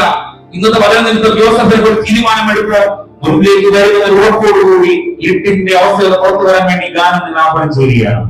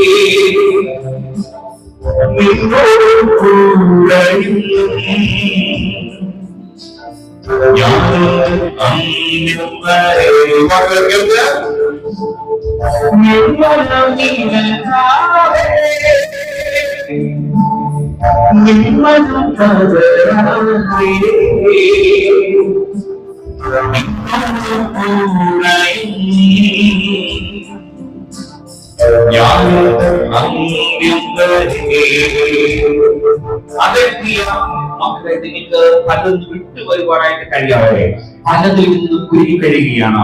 ചിലർ സ്നേഹബന്ധങ്ങളിൽ, ചിലർ അഴുക്കുചാലുകളിൽ, ചിലർ ഡ്രഗ്സ് അഡിക്ഷനുകളിൽ, ചില പലതരത്തിലുള്ള പലതും പറയാൻ പോലും കഴിയില്ല. അങ്ങനെയുള്ള പല അഡിക്ഷനുകളുടെയും പുറകെ ആയിരിക്കുമ്പോൾ മക്കളോട് പറയുകയാണ്, നിനക്ക് തിരിച്ചു വരുന്നത് സാധ്യമാണ്. ഇത്രമാത്രം ചെയ്യും. യോസേഫിനെ പോലെ വിവേകമുള്ളവരാണ്. നീ തിരിച്ചറിയും, നീ ഇപ്പോൾ എവിടെ നിൽക്കുന്നു, എന്ത് ചെയ്യുന്നു, ഞാൻ എങ്ങനെയുള്ളവരാണ് എന്ന് തിരിച്ചറിഞ്ഞ നിന്നെക്കുറിച്ച് ദൈവത്തിന്റെ പദ്ധതി ഉണ്ടെന്ന് കേട്ട് മനസ്സിലാക്കി തിരിച്ചു വാ. യേശുവിന് നിങ്ങളെക്കുറിച്ച് വലിയൊരു കാഴ്ചപ്പാടുണ്ട്. ദൈവത്തിന് നിങ്ങളെക്കുറിച്ച് ആവശ്യമുണ്ട്. ഈ വേദഭാഗങ്ങളിലൂടെ നിങ്ങളെ വിളിക്കുകയാണ്. മർക്കോസ് സുവിശേഷം 10-ാം അധ്യായത്തിൽ വളരെ പറയുന്നു, let the little children come to me. അവരെ അനുവദിക്കുക. യുവാക്കളെ, യുവതികളെ, മക്കളെ എന്റെ അടുക്കൽ വരുവാൻ അനുവദിക്കുക. പലരും ഇന്ന് തടസ്സം സൃഷ്ടിക്കുമ്പോൾ കർത്താവ് നമ്മുടെ മക്കളെ സ്വീകരിക്കുകയാണ്. പ്രിയപ്പെട്ടവരെ, 2-ാം അധ്യായം 41 പറയുന്നു, at the age of 12 വയസ്സുള്ളപ്പോൾ തന്നെ യേശു തന്റെ ശുശ്രൂഷകളെ അവിടെ മറ്റുള്ളവർക്ക് കാഴ്ചവെച്ചു. ദേശീയത്തിലുള്ള ആ ഒരു ഇടപെടലിലൂടെ നമ്മൾ പഠിപ്പിക്കുകയാണ്. നിങ്ങളുടെ ചെറുപ്രായം മുതൽ ദൈവത്തിന് വേണ്ടി പ്രയോജനപ്പെടാമെന്ന് ദൈവം നിങ്ങളെ കുറിച്ച് ആഗ്രഹിക്കുകയാണ്. അതുകൊണ്ട് തന്നെ എല്ലാ കുട്ടികളെയും, എല്ലാ യുവാക്കളെയും, എല്ലാവരെയും ദൈവം നിങ്ങളെ ശുശ്രൂഷയ്ക്കാൻ ക്ഷണിക്കുകയാണ്. കടന്നു വരിക, കടന്നു വരിക, കടന്നു വരിക. നിങ്ങളുടെ കഴിവ് ആവശ്യമാണ്, നിങ്ങളുടെ ബുദ്ധി ആവശ്യമാണ്, നിങ്ങളുടെ കൂട്ടായ്മ ആവശ്യമാണ്. ദൈവത്തിന് വേണ്ടി ഫലം നേടുവാൻ ആവശ്യമാണ്. പ്രിയപ്പെട്ടവരെ, യുവാക്കളെ ഇനിയും നാം മാറ്റി നിർത്തരുത്. എന്തിന്റെ പേരിലും യുവതിമാക്കളെ മാറ്റി നിർത്തരുത്. യുവാക്കളെ, ഞാൻ നിങ്ങളോട് പറയുകയാണ്, നിങ്ങൾ കടന്നുപോയി നിങ്ങളുടെ ജീവിതത്തിൽ ഒറ്റപ്പെട്ട അവസ്ഥ പലരും വിഷമിക്കുകയാണ്. കുടുംബങ്ങളായിരിക്കുന്ന പ്രിയപ്പെട്ടവർ, കുഞ്ഞുങ്ങളില്ലാതെ കുഞ്ഞുങ്ങൾ പേടിക്കലം യുവതിമാക്കളുണ്ട്. ഒരു ജോലിയില്ലാത്തവർ കഴിയുന്നവരുണ്ട്. ആരോഗ്യ പ്രശ്നം നേരിടുന്ന യുവതിമാക്കളുടെ കഴിഞ്ഞ ദിവസം ഞാൻ കേട്ട് പോയി വെച്ച് പയ്യനാണ്. അവര് പറയുകയാണ്, അയ്യോ ചൈരിക്കേണ്ടി പ്രാർത്ഥിക്കണം, എനിക്ക് 400-500 ഹൈ ഷുഗർ വരുന്നു, എനിക്ക് നിയന്ത്രിക്കാൻ പറ്റുന്നില്ല, ഭക്ഷണം കഴിവാക്കുന്നു, എനിക്ക് കഴിയുന്നില്ല. എല്ലാ തരത്തിൽ പ്രശ്നങ്ങൾ അനുഭവപ്പെട്ടിരിക്കുന്ന യുവതിമാക്കൾ നമ്മുടെ മുമ്പിലുള്ളത്. അതുകൊണ്ടാണ് പത്രമാധ്യമങ്ങളിൽ യുവതിമാക്കൾ ആരോടൊന്നും പറയാനില്ല, അപ്പോഴും പറഞ്ഞാൽ കേൾക്കില്ല, അമ്മയോട് പറഞ്ഞാൽ കേൾക്കില്ല, അച്ഛനോട് പറഞ്ഞാൽ അച്ഛൻ ഉൾക്കൊള്ളാൻ കഴിയില്ല എന്ന് ചിന്തിച്ച് ഒരു കയറി എല്ലാം കൊടുക്കുന്നത്, ചതിക്കുഴികളിൽ പെട്ടുപോകുന്നത്, എന്നെ ആരും കേൾക്കാനില്ല എന്ന് ചിന്തിച്ച് ആരുടെയൊക്കെയോ ചിറകിന്റെ കരങ്ങളടിയിൽ ചെന്ന് പെട്ട് അവിടെ നിന്ന് തിരിച്ചു വരാൻ കഴിയാതെ ഒത്തിരി പേർ ഇന്ന് വിഷമം അനുഭവിക്കുകയാണ്. യുവതിമക്കളെ, നിങ്ങളുടെ പ്രായം നല്ലതാണ്, നിങ്ങളുടെ ചിന്തകൾ നല്ലതാണ്, പക്ഷെ ഒരു കാര്യം മാത്രം ശ്രദ്ധിക്കുക, ഞാൻ ദൈവത്തിന് വേണ്ടി പ്രയോജനപ്പെടുന്നുണ്ടോ? എന്റെ ഈ ആരോഗ്യം, എന്റെ ഈ മനസ്സ്, എന്റെ കഴിവുകൾ ദൈവത്തിന് വേണ്ടി പ്രയോജനപ്പെടുന്നുണ്ടോ എന്ന് ചിന്തിക്കുവാനായിട്ട് വേദം സമർപ്പിക്കുന്നു. സഭാപ്രസംഗി പറയുന്നു, നിങ്ങൾ ഇന്ന് നല്ലതെന്ന് പറയുന്നതെല്ലാം എന്താ പറയുന്നത്? മായ, മായ, മായ. എല്ലാം ഒരു മായയാണ്, എല്ലാം ഒരു മായയാണ്. പ്രിയപ്പെട്ടവരെ, ഒരു പെൺകുട്ടി ഇൻസ്റ്റാഗ്രാമിൽ ഇങ്ങനെ സമയം നശിച്ചുകൊണ്ടിരുന്നപ്പോ ഒരു വൃത്തിക്ക് റോഷനെ പോലെ ഒരു പ്രൊഫൈലുള്ള ഒരാൾ ഹായ് പെൺകുട്ടി, ഞാനങ്ങനെ ആർക്ക് മെസ്സേജ് ഒന്നും അയക്കില്ല, ഞാൻ നല്ല കുട്ടിയാണ്. കുറച്ച് വീണ്ടും ഒരു ടെക്സ്റ്റ് മെസ്സേജ്, വീണ്ടും ഒരു മെസ്സേജ്, ആര് അത് കയറി നോക്കാം, ജിമ്മിലൊക്കെ പോകുന്ന ആളാണ്, സൂപ്പർ, നല്ല ഫിഗർ, വൃത്തിക്ക് റോഷൻ പോലെ തന്നെ ഉണ്ട്.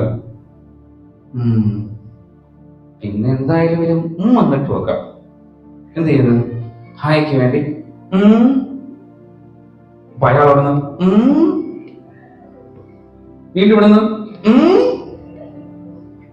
പിന്നെ മാറി ഹലോ ഹലോ ഹായ് ഹായ്, ചായ പിടിച്ചോ? അല്ല, രാത്രി 12 മണിക്ക് ചായ?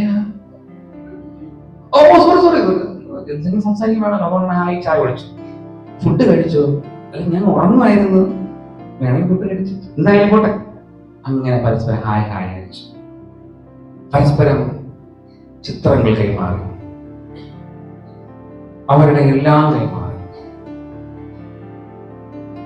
പെൺകുട്ടിക്ക് പ്രണയം അല്ലാതെ മനസ്സിനകത്ത് പച്ചമി. ഇനിയിപ്പോ പള്ളിയിൽ പോയിട്ടും കാര്യമില്ല, സ്കൂളിൽ പോയിട്ടും കാര്യമില്ല, ഈ ചേട്ടനോട് പറഞ്ഞ് ജീവിച്ചാലോ? ജീവിക്കാം. ചേട്ടാ അല്ല, ചിരിക്കുന്ന പിള്ളേർ ഇതെന്താ ചെയ്തേ? ചേട്ടാ, ഇവിടെ ഒരു തവളയുണ്ട്. ഞാൻ ഭാഷ പറയുന്നത് ആ രീതിയിൽ മനസ്സിലാക്കില്ല, രസകരമായി എന്നെ കേൾക്കൂല, എപ്പോഴും പ്രശ്നം. എനിക്കൊരു അപ്പനുണ്ട്, അയാൾ ഈ വീട്ടിൽ വല്ലപ്പോഴും വരും, ജോലി ചേട്ടനാണെങ്കിൽ 4 മണിക്കൂർ എന്നെ നോക്കാൻ അവസരമുണ്ടല്ലോ. ചേട്ടൻ അവസരം എനിക്ക് കളയാൻ തോന്നുന്നില്ല. ചേട്ടൻ ഞാൻ നേരിട്ട് കണ്ടില്ലേ, ചേട്ടൻ ജീവിക്കാൻ ഞാൻ ആഗ്രഹിക്കുന്നു. ഞാൻ ആലപ്പുഴ ബസ് സ്റ്റാൻഡിൽ കൃത്യം 10 മണിക്ക്, ഇതുവരെ സ്കൂളിൽ പോലും 10 മണിക്ക് പോയിട്ടില്ല, പക്ഷെ ഞാൻ 10 മണിക്ക് അവിടെ ഉണ്ടാകും. ചേട്ടൻ പറയണം, ശരിയല്ല, നമുക്ക് ജീവിക്കാം. ആലപ്പുഴ ബസ് സ്റ്റാൻഡിൽ, ആലപ്പുഴ പട്ടംപാടി പുതിയ സ്വപ്നങ്ങളുമായി കിട്ടുന്നതൊക്കെ വാരിയെടുത്ത് നിങ്ങൾ നിന്ന് ഇറങ്ങി ഈ പെൺകുട്ടി ആലപ്പുഴ ബസ് സ്റ്റാൻഡിൽ നിന്നിട്ട് വിളിയോട് വിളി. ഫോൺ നിങ്ങൾ വിളിക്കുന്ന വ്യക്തി ഇപ്പോൾ തിരക്കിലാണ്. വീണ്ടും ചേട്ടാ, എടുത്തെടുത്തു ചേട്ടാ, ഞാനിവിടെ ഉണ്ട്, കാണുന്നില്ലല്ലോ ചേട്ടാ, ഞാനിവിടെ തന്നെ ഉണ്ട്. എടോ പെൺകുട്ടി, ഞാനിവിടെ തന്നെ ഉണ്ട്, തിരിഞ്ഞു നോക്ക്. നിങ്ങൾ എന്താ പറയണേ? നമ്മുടെ ബസ്സിപ്പം പോവും, കുമ്മളിക്കുള്ള ബസ്സിപ്പം പോവും, അതിൽ പോയാലേ പറ്റത്തുള്ളൂ. അവിടെ പോയാലേ നമുക്ക് അവിടെ ചെന്നിട്ട് ഇനി എന്തെങ്കിലുമൊക്കെ ചിരിക്കാനുള്ള പ്ലാൻ. നിങ്ങൾ എവിടെയുണ്ട്? എടാ, നിന്റെ മുമ്പിൽ സെറ്റ് ബസ് ഇടുന്നുണ്ടോ? കണ്ടു. അതിൽ സൈഡിൽ നിൽക്കുന്ന ഒരാളെ കണ്ടോ? എടേ, അത് ഞാനാണ്, അത് കിടാനല്ല, നിന്നെ സ്നേഹിക്കുന്ന ചേട്ടൻ, ചേട്ടൻ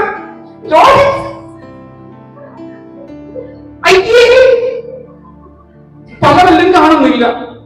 തലയും താടിയൊക്കെ നരച്ചും മുടിയെല്ലാം കുഴഞ്ഞു പോയിരിക്കുന്നു. അതേടാ അപ്പാപ്പ എന്നെ പറ്റിക്കല്ലേ കേട്ടോ. അതേടാ അപ്പാപ്പൻ എന്റെ ഒപ്പന്റെ പ്രായമുണ്ട്. ഇല്ലടാ ഞാൻ തന്നെ മുമ്പോട്ട് വന്നു. പെൺകുട്ടി ഒരു കറക്കം. കർത്താവേ, വീടും വിട്ടു, നാടും വിട്ടു, എല്ലാം വിട്ടു. വന്ന വഴിക്ക് വീട് ലെറ്റർ വെച്ചിട്ട് ഞാൻ പോണെന്ന്. പുതിയ പരിപാടി ഉണ്ടല്ലോ ഫേസ്ബുക്കിൽ, ഞാൻ ചേട്ടനിട്ട് പോണേ. ദൈവമേ, എന്ത് ചെയ്യും? അപ്പോഴാണ് പെൺകുട്ടി ബോധം കേട്ടത്. നാട്ടുകാർക്ക് മനസ്സിലായി, കളി മാറി. ഇത് വാർത്താവുന്നതെന്നറിയാലോ. പതിയെ പുറത്ത് എവിടെ കൊണ്ടുപോയി? പരിശേഷി കൊണ്ടുപോയി.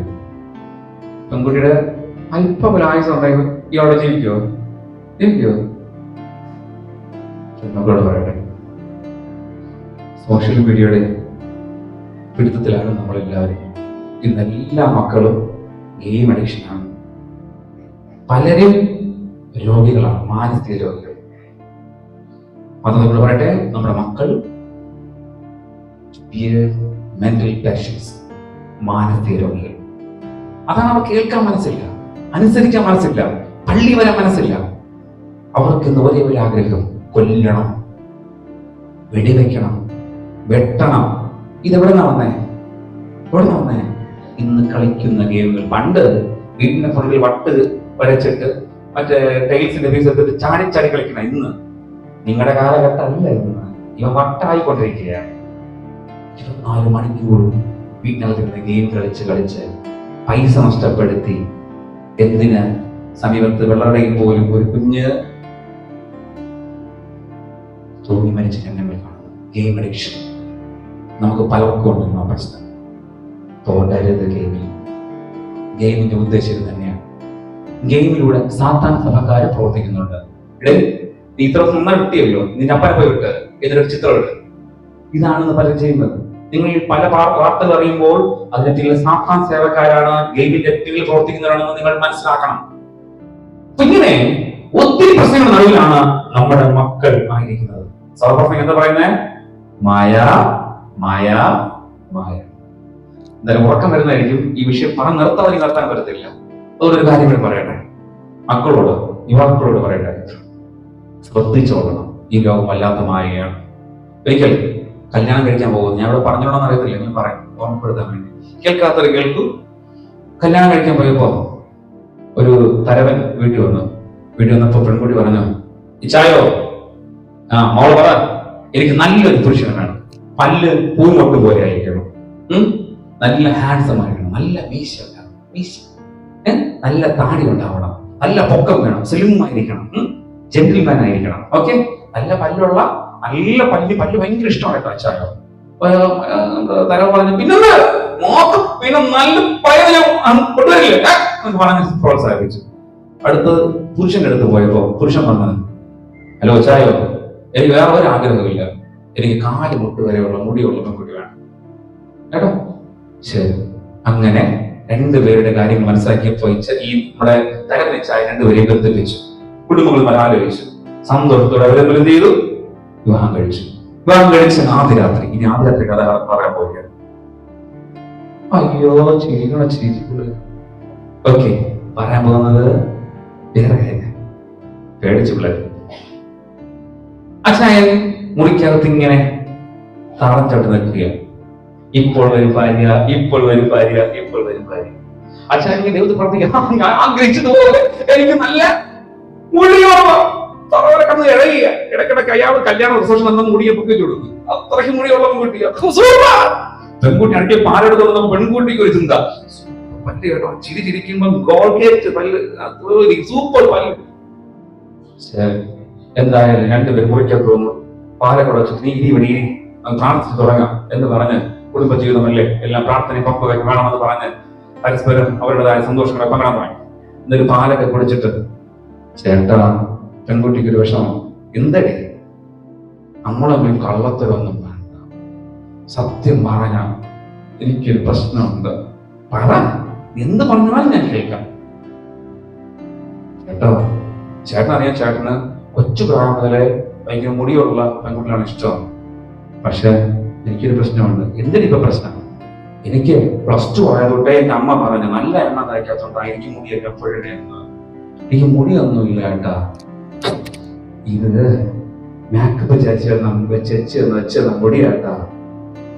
അയാള് എഴുന്നേറ്റ് നാളെ ബോധം കേടാതെ അധികം കമ്മിങ് സീറ്റ് ചെയ്തു. അപ്പോഴാണ് അയാൾക്കൊരാശ്വാസം. എടിയേ, എനിക്കും പറയാനുണ്ട്.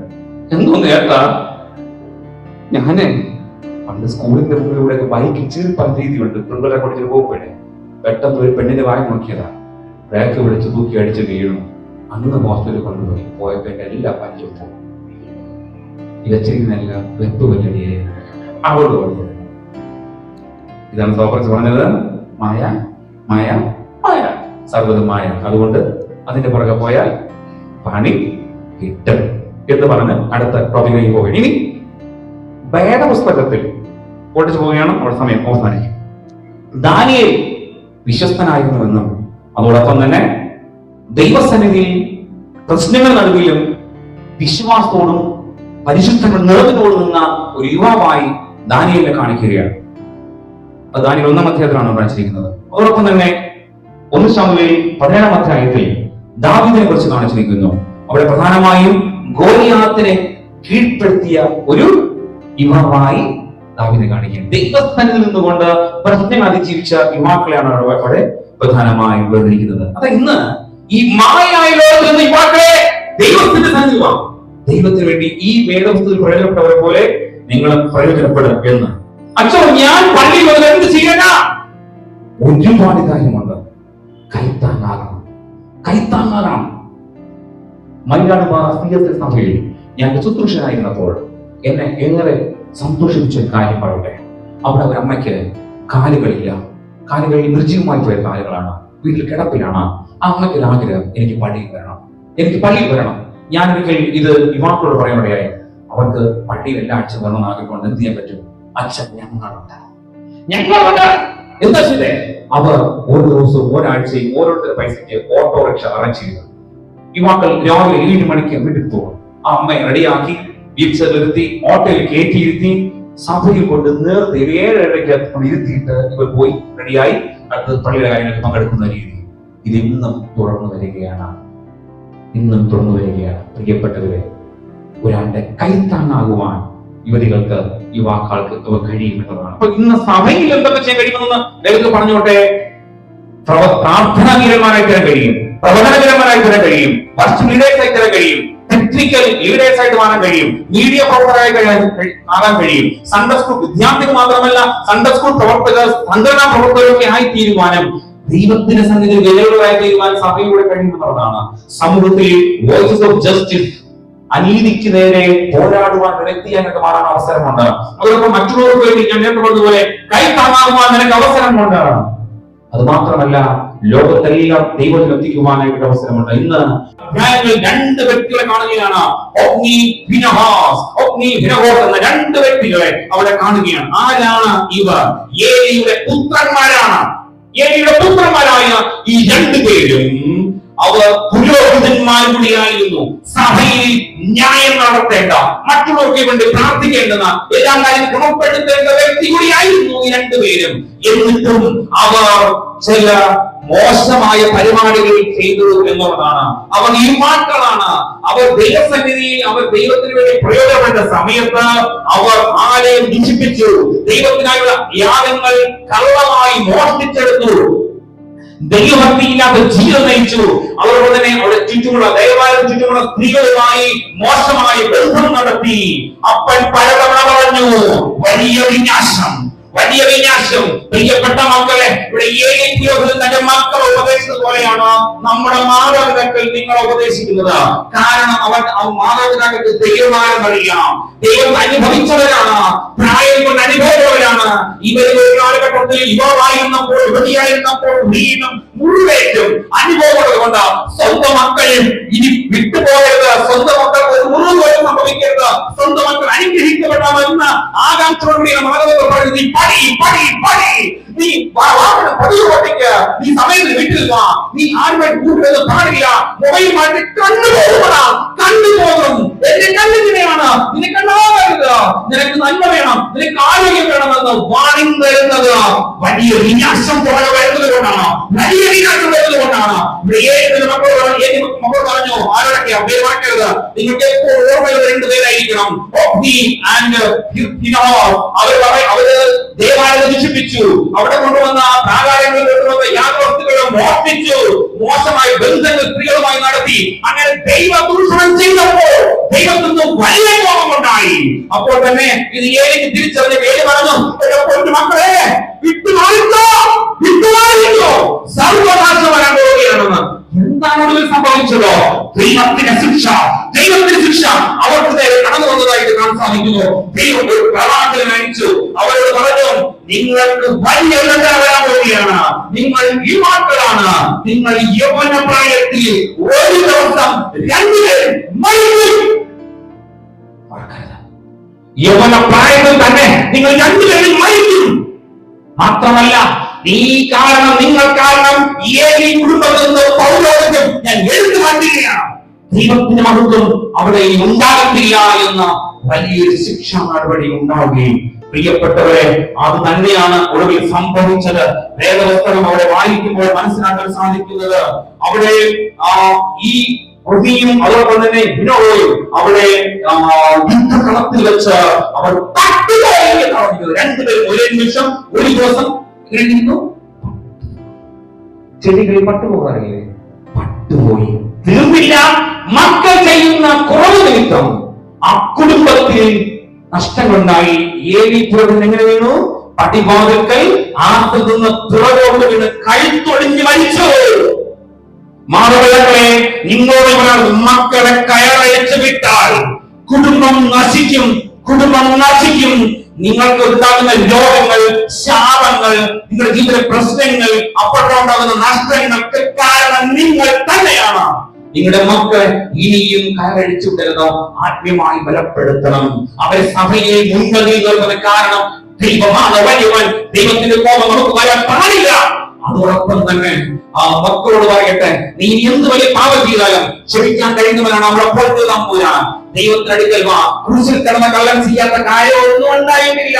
പക്ഷെ മനസ്സറിഞ്ഞ് അനുദവിച്ച് പ്രാർത്ഥിക്കുമ്പോൾ കർത്താവെന്ന് ഇങ്ങനെ പറഞ്ഞോ, ഏതെങ്കിലും പള്ളിയിൽ പോയി സ്നാനം എടുത്തിട്ട് വനവിനെ കൊണ്ടുപോകുന്ന ഇല്ലല്ലോ. എന്താ പറഞ്ഞത്? ഇന്ന് നീ എന്നോട് കൂടെ പ്രവേശിക്കും. എന്താണ്? ഇന്ന് നീ എന്നോട് പ്രവേശിക്കും. ഈ മക്കളെ നിങ്ങൾ ഇതുവരെ എന്ത് ചെയ്തോ വിട്ടേക്ക്, മറന്നേക്ക്, എല്ലാം ഉപേക്ഷിച്ച ദൈവസന്നിധിയിൽ വാ. ഇല്ലെങ്കിൽ വലിയ വില കൊടുത്തേക്ക് വരും. ഈ ആലയം ഇവിടെ ഒരുപാട് ഭക്തനാകാം. ഇവിടെ നിങ്ങൾക്ക് എന്തെല്ലാം പ്രവർത്തിക്കാനുണ്ട്. ഇവിടെ നടക്കുന്ന കൺവെൻഷൻ യോഗങ്ങൾ എവിടേക്ക് എത്തിക്കേണ്ടതുണ്ട്. ഇവിടെ കൂട്ടായ്മയ്ക്ക് വേണ്ടി പ്രാർത്ഥിക്കേണ്ടതുണ്ട്. പാവപ്പെട്ട അമ്മച്ചിമാർക്ക്, അമ്മമാർക്ക് വേണ്ടി സഹായികളായി മാറേണ്ടതുണ്ട്. സഭാ വീട് വിസിറ്റാനുണ്ട്. നിങ്ങൾക്ക് ഒത്തിരി കാര്യം ചെയ്യാനുണ്ട്. നിങ്ങളാണ് സഭ. നിങ്ങൾക്ക് കർത്താവ് നിങ്ങൾക്കൊണ്ട് ആവശ്യമുണ്ട്. അതുകൊണ്ട് തന്നെ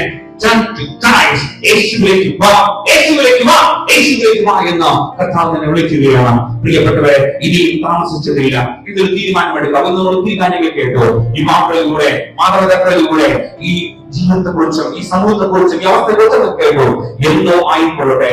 ഇന്നൊടുവിൽ വചനം പറഞ്ഞു വെക്കുന്നത്, വിനാശത്തിൽ നിന്ന് ദൈവത്തിന്റെ വാക്ക് അനുസരിക്കണം. എന്റെ മക്കളോട് പറയട്ടെ, നിങ്ങൾ ആരും കാണുന്നില്ല എന്ന് ചെയ്യുന്ന തെറ്റുകൾക്ക് വലിയ വില കൊടുക്കേണ്ടി വരും. നിങ്ങൾ ചിന്തിക്കും, ആരും കാണും, ആരറിയും, ആര് എന്ന് ചിന്തിക്കുമ്പോൾ ദൈവത്തെ ഭയം ഉണ്ടാകണം. ദൈവഭയം സർവ ജയം. നിങ്ങൾ അനുഭവിക്കുന്ന രോഗങ്ങൾ, നിങ്ങൾ അനുഭവിക്കുന്ന കാഴ്ച വാങ്ങുന്ന അവസ്ഥ, നിങ്ങളുടേതായ പഠനത്തിലെ തോൽവികൾ, നിങ്ങൾ ജീവിതത്തിൽ ഒന്നിക്കുന്ന പല പ്രശ്നങ്ങൾ കാരണം നിങ്ങൾ തന്നെയാണ്, നിങ്ങളുടെ പാപമാണ്.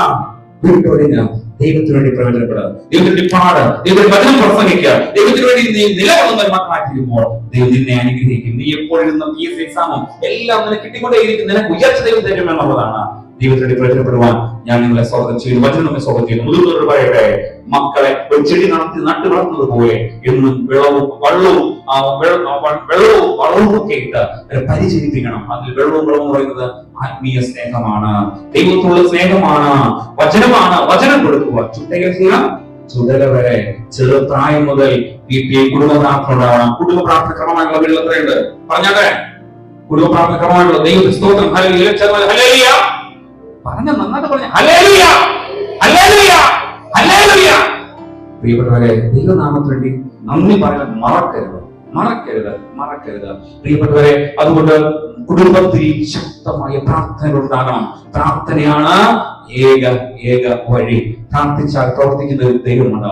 കഴിഞ്ഞ ദിവസം ഒരു ഡീക്കൻ എന്റെ മുന്നിൽ കടന്നു വന്നിട്ട് നിലവിളിച്ച് പ്രാർത്ഥിച്ചു, എനിക്ക് വേണ്ടി പ്രാർത്ഥിക്കണം, എനിക്ക് വേണ്ടി പ്രാർത്ഥിക്കണം. ഞാൻ ആനപ്പാറ ഹോസ്പിറ്റലിൽ പോയപ്പോൾ അവിടെ നിന്ന് പറയുകയാണ്, എനിക്ക് ഹാർട്ടിന് അറ്റാക്കാണ്, ഞാൻ ഇത്രയും പെട്ടെന്ന് മെഡിക്കൽ പോകണമെന്ന് തുണ്ടിരിക്കുകയാണ്, ഞാൻ ആദ്യം വന്ന് കാണുന്നത് അച്ഛനെയാണ് എന്ന് പറഞ്ഞ് മുട്ടുമടക്കി മിഷൻ ഹോസ്പിറ്റൽ മുട്ടുമടക്കി പറഞ്ഞു, അച്ഛ പ്രാർത്ഥിക്കെന്ന് പറഞ്ഞു.